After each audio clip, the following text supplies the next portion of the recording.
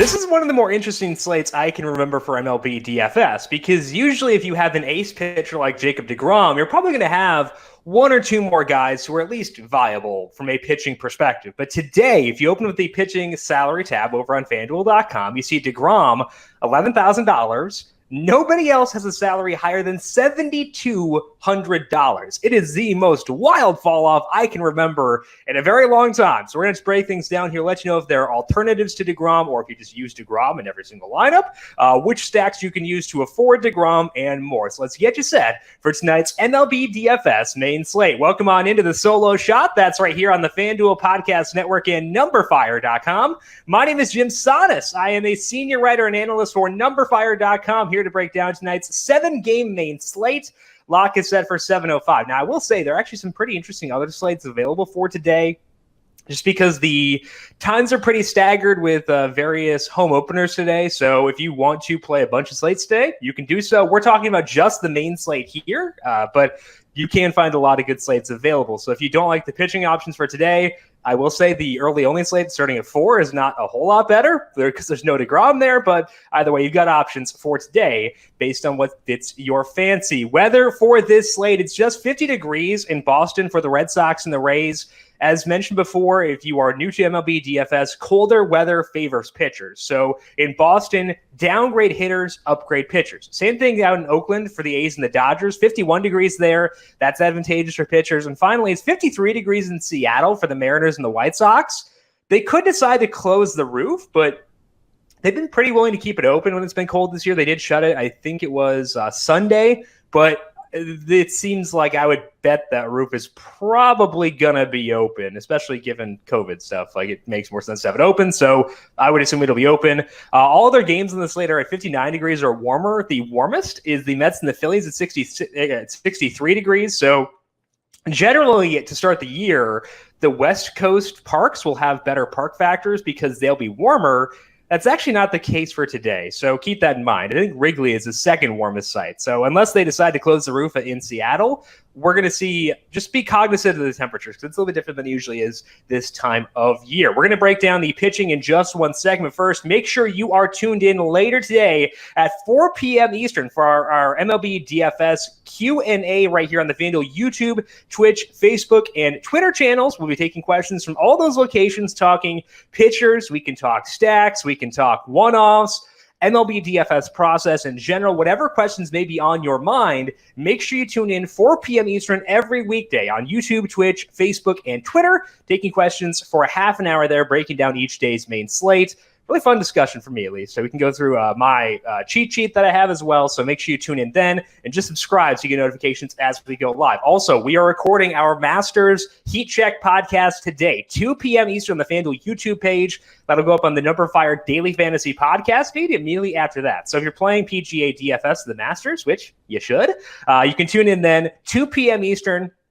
And we'll also have it up on the numberFire Daily Fantasy Podcast feed after that. UFC back this week, NASCAR back this week, and of course, NBA and NHL as well. So a lot of incentive to subscribe to the numberFire Daily Fantasy Podcast feed. And as always, if you like what you hear, leave us a rating and review. The National Championship is sure to be an exciting matchup, and FanDuel and Amazon Original Movies are teaming up to make sure you have a chance to get in on the action for free. All you have to do is draft your best 5-player lineup and stay under the salary cap, and then follow along as the game unfolds to see how you stack up against the competition. Head to FanDuel.com or download the FanDuel Fantasy app and enter the free single-game National Championship contest tonight, presented by Amazon Prime Videos without remorse. And check out Without Remorse, starring Michael B. Jordan on Amazon Prime Video, April 30th. Eligibility restrictions apply. I will watch any movie that has Michael B. Jordan, so we're good to go there for sure. Pitching preview for this Monday slate, as mentioned, Jacob deGrom, 11,000. Justice Sheffield is the second highest salary pitcher at 72. Matt Moore, 7,000, the third highest salaried pitcher. Gonna be a doozy of a slate, that is for sure. Now, there is a reason that the gap between deGrom and the field is so massive, and that's how it should be. But I still think you should suck it up and go with him. Like, if you're playing one lineup, if you're playing 30, you could consider just locking him deGrom. That's kind of the way things line up here. The only concern with deGrom is how long he will go. He was supposed to go 90 pitches in a simulated game at the end of spring training, but we saw the start keep getting pushed back here with the Mets being locked up with the Nationals' COVID issues. The good thing is the Mets were not the team in quarantine, so they've been able to work out. deGrom's probably been able to stay loose. It just adds in some extra uncertainty that we don't normally have to deal with deGrom. Everything else, though, lines up perfectly. He really leaned into that disgusting four-seam fastball down the stretch last year. Over his final 4 starts, with that fastball, 2.45 skill interactive ERA with a 43% strikeout rate. And deGrom did let up some hard contact, but I'm not going to nitpick that. There's just a massive, massive production gap between him and the field. It's not the world's worst matchup. It's also not the world's best because the Phillies have a 109 WRC plus against righties, just an average strikeout rate. But with deGrom, I mean, he just boosted so much himself, it doesn't matter as much. So I'm not going to overthink it. deGrom, the top guy in the slate. For cash games, you use them, you don't look back. For tournaments, I think you go overweight. Like, set in your mind, like if he'll be on 50% of rosters, go 75. I think that's kind of the dynamic we're looking at for tonight. Just use deGrom aggressively. That's not to say that there are no other options. Everybody else in the slate does have concerns, whether it be pitch count concerns or effectiveness concerns, which does make it tough to decide who should be atop the non-deGrom list. But one guy who benefits from a lack of quality options elsewhere is Dustin May. So he's number 2 for me here. Normally, May struggles to hang with the big dogs in DFS because he doesn't get a ton of strikeouts, but there may not be a lot of high scores today outside of deGrom, which allows us to use guys who are good pitchers. And May is that. And he could get more strikeouts this year. There was a lot of talk about May using a curveball during this spring, and it was very effective. He had 21 strikeouts in 19 innings, and it's not a new pitch for him because he did throw that curveball last year as well at the end of the year. And he threw that curve 18.9% of the time over his final 6 appearances. And in that time, May did have a 23% strikeout rate. That's still like 20 percentage points lower than deGrom, but hey, it's not bad for the slate. A 3.94 skill interactive ERA in that time, and he kept his massive ground ball rate, 59% ground ball rate in that time. That's a really big plus for him with that ground ball rate being what it is, because if he can add more strikeouts, the upside for him is really monstrous. This is a discussion we've had before with, I think, like Brandon Woodruff back in the day. We talked about how if he could add strikeouts, he'd be a beast. Kind of the same dynamic here with Dustin May, and there is a path to him adding strikeouts given the way that curveball looked there and also in the spring. It's not a great matchup. The A's have a 103 WRC plus against righties based on their current active roster since the start of last year, but they have a 25% strikeout rate. That's high enough to help returnees. May went 85 pitches in his final spring start, which is pretty much as good as we'll get for this specific slate. So I'm going to buy into May's overall abilities with that big ground ball rate and the potential to add strikeouts and make him my second-ranked pitcher on the slate. And again, if I'm going deGrom 75% or whatever, I don't need to deviate all that often. But I do think that May, to me at least, pretty clearly number 2 on this list if I decide to not go with deGrom. I think number 3 for me is going to be Nick Pavetta, which feels weird, feels bad, but, let's see what happens. He's at home against the Rays, and they're a super high strikeout team, as we discussed last week. They had a 26% strikeout rate against righties since the start of last year, and Pavetta can get strikeouts. He made 2 starts with the Red Sox at the end of last year, and he leaned more heavily on his slider in those 2 starts than he had previously.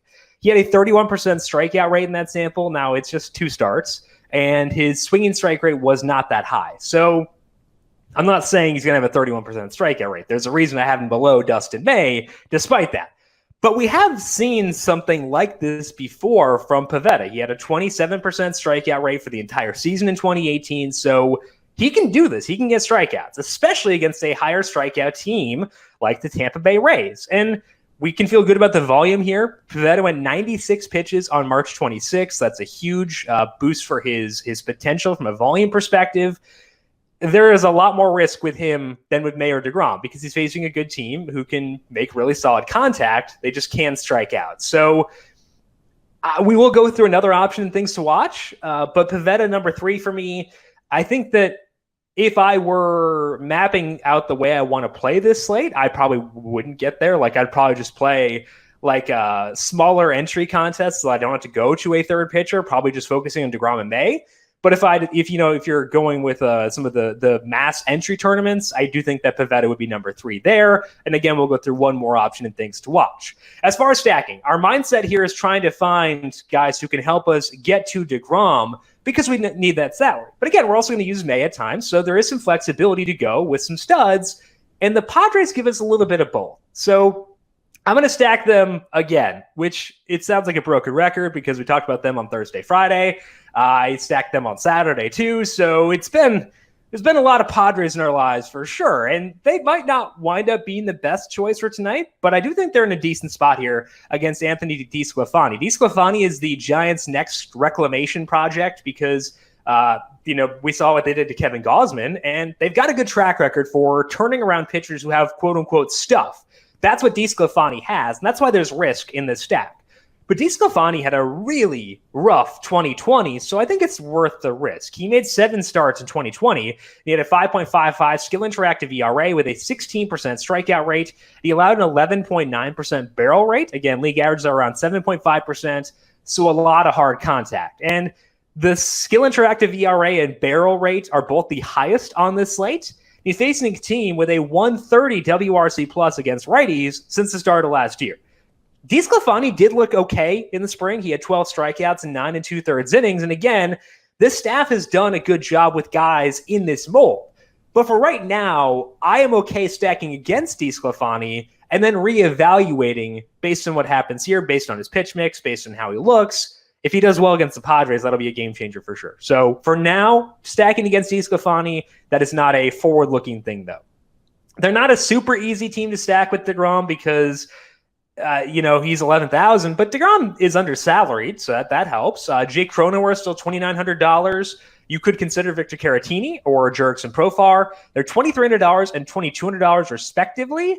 So I prefer Profar between the two, but I do think that it's a viable option if it helps you get to, guys like Tatis, Pham, et cetera. Hosmer still hitting well. So I will likely wind up going to those two guys more than I would like, but I think it's worthwhile if it gets you to deGrom and allows you to get back to the studs on this Padres offense. So Caratini, Profar, not great. Cronenworth is. He's a lot of Cronenworth, but, they're worth it if they allow you to get upside elsewhere. Similar to DeSclafani, we have a lot of unknowns with Matt Moore. He is starting for the Phillies today against the Mets, and we've barely seen Matt Moore like the past 3 years effectively. Former huge prospect, and you know that there's talent there. But he's pretty rough the last time we saw him in a rotation. He started at the beginning of 2018, got removed from the rotation, and he made just 2 starts in 2019, didn't play last year. As a starter, for those 2 years in 2018 and 2019, Moore had a 5.49 skill interactive ERA with a 16% strikeout rate. He also let up a lot of fly balls. He wasn't terrible this spring. He did earn this 4th spot in the rotation for a non-terrible team. Over 15 2/3 innings, he had 14 strikeouts and 4 walks, but he also allowed 3 home runs. So Moore might wind up being good.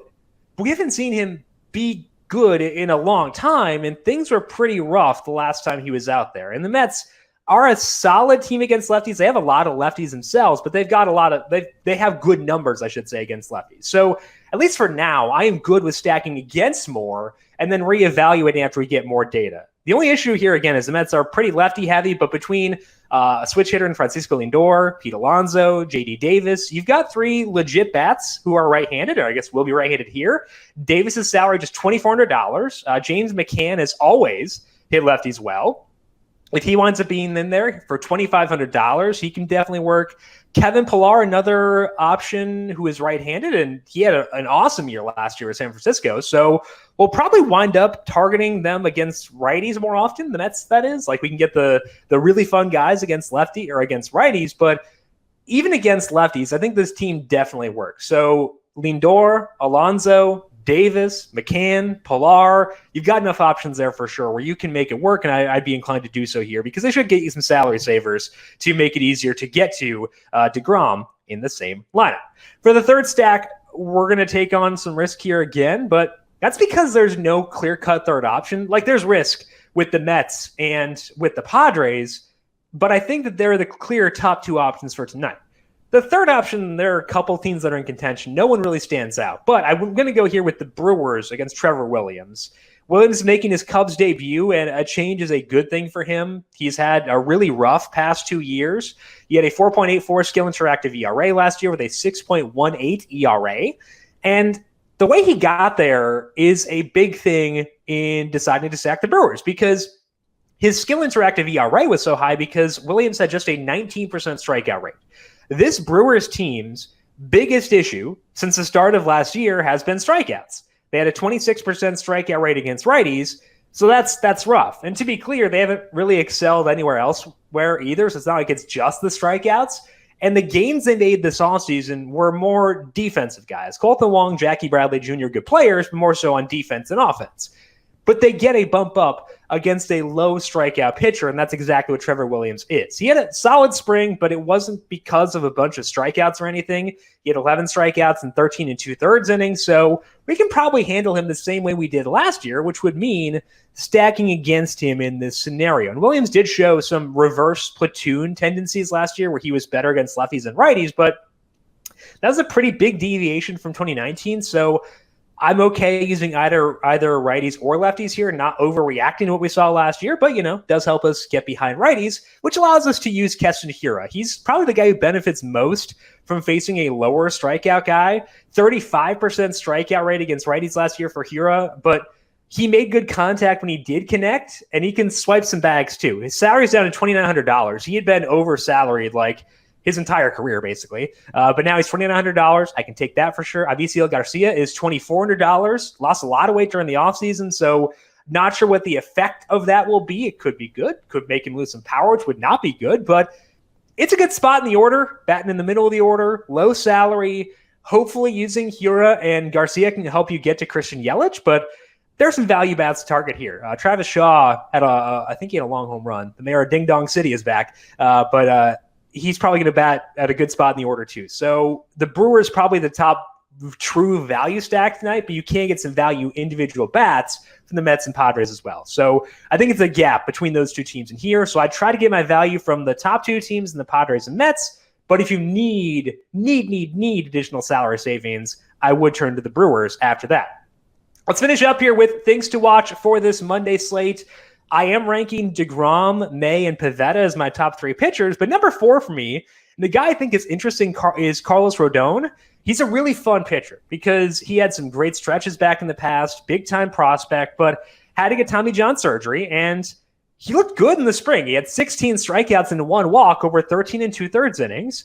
He went 79 pitches on March 26th through a sim game last week, and he also did finish last year healthy. So I'm not super concerned about volume here. Maybe they just keep him low all year, but probably going to be 85 or so, or 85 to 90, and that's not bad for this slate. Facing the Mariners, their active roster has a 27% strikeout rate against lefties since the start of last year with a 78 WRC+.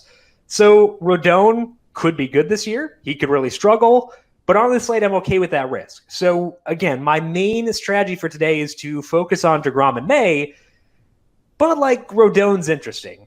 I could see myself finishing, like getting to lock and being higher on Rodon than I am on Pavetta. So ask me about that at the Q&A if you decide to pop in for that later on. Right now, Pavetta over Rodon, but they're very close for me where I could decide to jump them. May will definitely be above Rodon for me. The other 2 potential stacks in this slate are in the same mold as the Brewers where it might not work, but they're kind of worth a shot. The first one is the Astros against Jose Quintana. Quintana had a good spring, which is why I couldn't get much higher on this team. And by a good spring, I mean he got a lot of strikeouts. That's kind of the one thing that does matter a lot in the spring. But Quintana hasn't had an ERA under 4 in a full season since 2016, so he has been someone we could stack against. It's not going to be a great place to look for value. You got like mid-range guys like Kyle Tucker, really good peripherals against lefties last year. Yuli Gurriel, Carlos Correa are there. So it's not a value stack, but I do think there is some interest in using the Astros against Quintana and seeing if he improves from where he was the previous couple years. The other stack worth checking out is the White Sox against Justice Sheffield. And Sheffield had an awesome year last year. And he has talent, so that's not a surprise. But a lot of those good numbers he put up last year came against weaker competition. The White Sox active roster is not bad, a 126 WRC plus against lefties since the start of last year. So Sheffield could be good, which is why the White Sox are lower on this list. But it's a good test for Sheffield to see where he's at now. And if he does well against the White Sox team, that'll definitely be interesting. I would also mention the White Sox would be downgraded if Tim Anderson can't go. He left last night's game with a hamstring injury, so that doesn't sound great, especially for a guy of his skill set. So keep an eye on that. If Anderson does not go, downgrade the White Sox a pretty decent amount. If he does go, I think they're in play for stacking, but they would rank behind Astros and the other three teams we discussed in the main section.